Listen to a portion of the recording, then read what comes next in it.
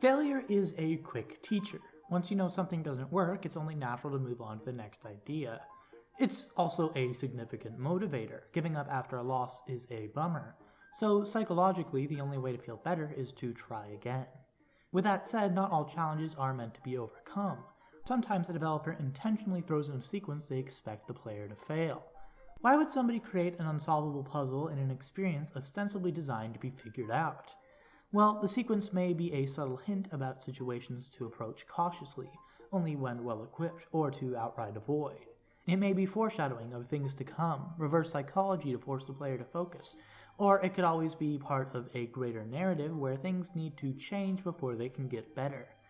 There are many forms of impossible, improbable, and ill-advised battles in gaming, and while they can be pretty hit or miss since they inherently depend on negative feedback, these moments can be incredibly effective and memorable when they land. How can losing be fun?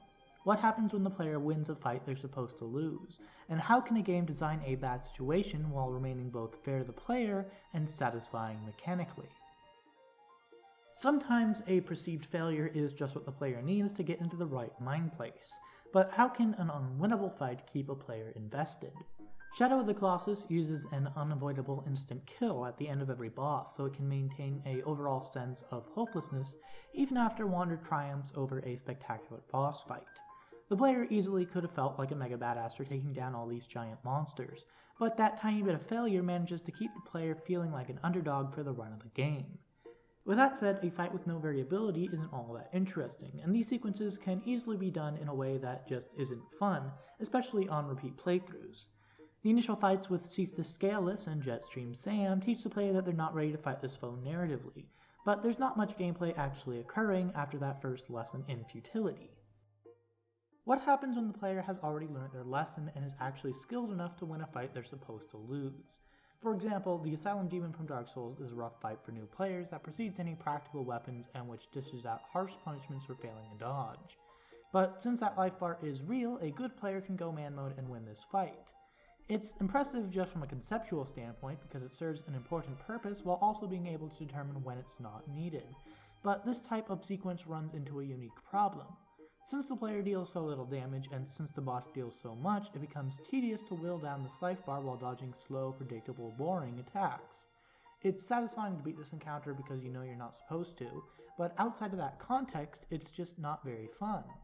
Another example would be the first encounter with Urizen in DMC5. Here the player's supposed to wail away at this force field without any upgrades before getting destroyed by a bunch of fast, hard-to-dodge projectiles. Again, it's possible to win, but without the right equipment, it's just a long, unfun, drawn-out war of attrition. It's only interesting conceptually. There's no countering super attacks with grapples, there's no laying into the baddie while they're stunned, and there's no clashing blades to gain an advantage. It's just a battle where the player is forced to use a million light attacks, so they're never in a situation where Urizen can do an entire swing during their windup. For this type of situation, it's better to subvert the player's understanding of victory by changing what a win looks like. Not every fight has to end with triumphant fanfare. Sometimes victory means refusing to fight, running away, or avoiding conflict outright. Some enemies are supposed to scare the player into avoiding certain playstyles. For example, take the early game Guardians from Breath of the Wild. They can kill you in one hit as long as they have line of sight, and taking one down risks breaking your entire inventory without any promise of looting new weapons from the kill. This fight isn't worth it. The best case scenario for the player is to never draw attention to themselves. I realize putting baddies that are essentially just difficult on a list of unbeatable scenarios is a bit hyperbolic, but my point isn't that these mobs are impossible to take down, but that, when they're done right, they're not worth the effort. It's a losing battle. You're supposed to run. A problem here is that sometimes the devs see a difficult enemy as a big risk that ought to offer a big reward, but that essentially just leads to situations where battle is either too fair of a fight to remain scary after repeat playthroughs, or too punishing to be fun.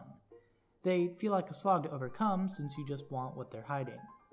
An enemy type that strikes a good balance is the Chainsaw Ganados from RE4, especially in the Mercenaries mode. These bullet sponges instant kill with their melee attacks, so the player's best option is to just GTFO when they see them. While they are eventually killable, and while the game does reward you for doing so, they'll respawn fairly quickly, so it's almost more valuable to keep them alive, just so you know where they are. Their harsh punishment for failure keeps the game exciting, and it's fun to balance running away from the big bad while also keeping up a combo on the little guys.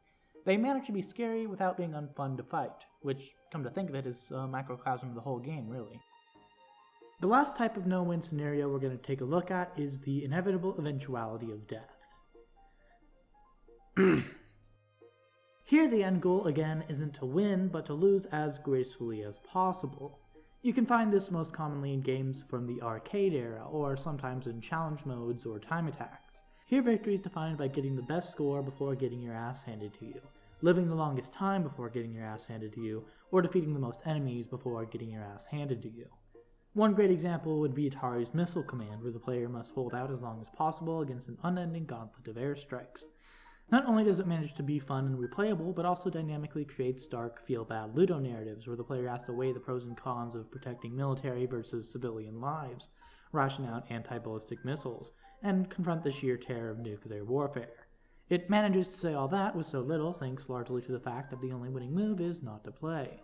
If I were playing favorites, this would make it pretty high up on the list since it manages to have all the pros with none of the cons. It teaches the player how terrible this kind of war would be, it defeats the player fairly while still rewarding them for playing well, and it subverts the player's understanding of victory by making each extra second of life its own little win.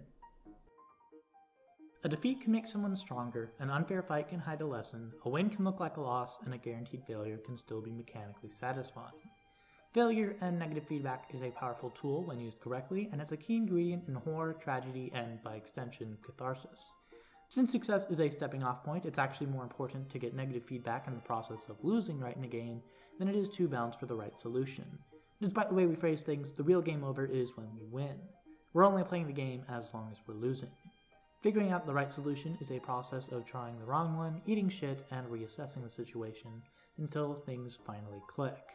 That's how losing can be fun, that's why a bad situation is a fun one, and that's why an unbeatable fight is still mechanically interesting.